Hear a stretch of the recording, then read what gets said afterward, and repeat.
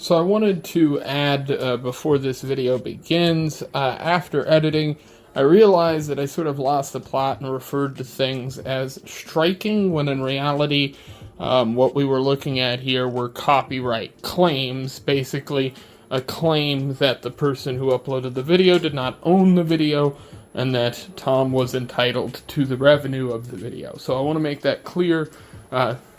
Everything I say in the video still applies. Completely the same, so this didn't really change any context to the video that I made, but I wanted to just sort of add to this beforehand because I didn't want to have to put something on screen every time I say the wrong word.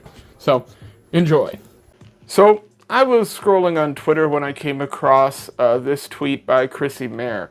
This was going over the fact that she had been struck on YouTube due to playing a Tom Macdonald song. Now, I believe the song in particular was the Ben Shapiro song that he just recently put out, but she got a strike for this. Well, she took to Twitter to talk about it, and instead of just releasing this and that being the end of the whole show, Tom Macdonald responded with something that piqued my interest. He admitted to having a whitelist in which you could email him to be added to this thing, and then you wouldn't be copyright struck as far as his music goes.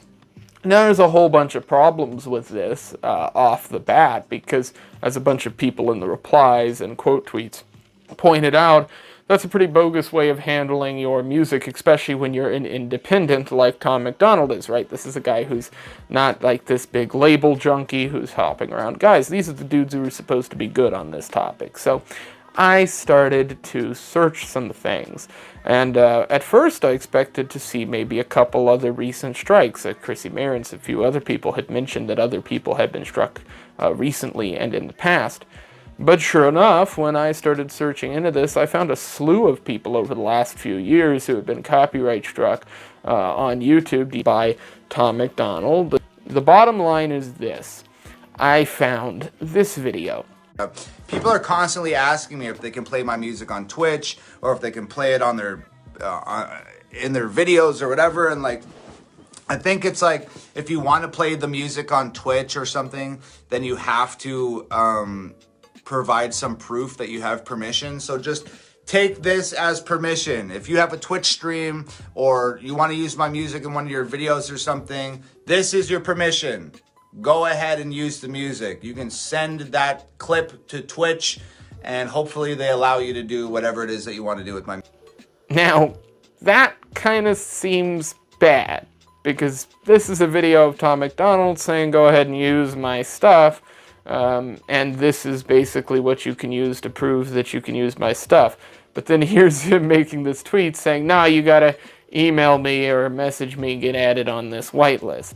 Now, that's a pretty shitty way of handling things, and I gotta be honest with you, his whole sort of online presence is that of people passing around his clips. I want to be clear, that's what got him where he is in rap, is people passing around his clips through places like Facebook and Instagram and Snapchat and Twitter and all over social media. He didn't get big just through YouTube, and he certainly didn't get big through DMCA striking or copyright striking people across social media platforms. The entire thing just is shitty. It leaves a bad taste in your mouth. I hate seeing content creators do this because it's never a good thing. The people that are being struck here that I've gone and gathered and found clips and snippets of, these people aren't necessarily against Tom Macdonald or not. Some of these people are just random music reviewers or people on live streams who are talking about, say, the political impact of one of his songs. It's definitely not a good position to hold, that you're going to have this whitelist where you will basically waive people that you like or that you don't like, and maybe you decide what you can and can't do on the back end with this. And there's a whole group of people who are going to say, well, it's his content, he can do whatever he wants with it, that's fine. That's true, but most people understand that the DMCA copyright system on YouTube is completely broken. That system does not work the way that it should. The law has not caught up to the reality of the world we live in and how media is created, and social media has basically become part of the cultural zeitgeist. And this is something that I think people really need to understand, because we're moving into a territory now where if we're okay with people striking stuff like this, it's just going to be happening to everyone, and nobody is going to be able to be on a platform safe. They're all going to have to make videos basically where it's just them sitting in front of a camera with nothing playing and nothing flashing on screen. That's not going to be a world that we want to live in, and it's not going to be a world that's going to be great for advertisers. So these platforms that we all enjoy and love will slowly die if that's the case. I think that's something people need to understand sooner than later. But anyway, I'm not a big fan of this, so I thought I would talk a bit about it and put it out there. Chrissy Mayer seems to have talked about this on Twitter and stirred up enough people, so I think hopefully maybe Tom Macdonald's learned his lesson and understands that people on the internet will get pretty mad about this. If not, well, we'll be here to talk about it again. Hope you guys enjoyed. Peace.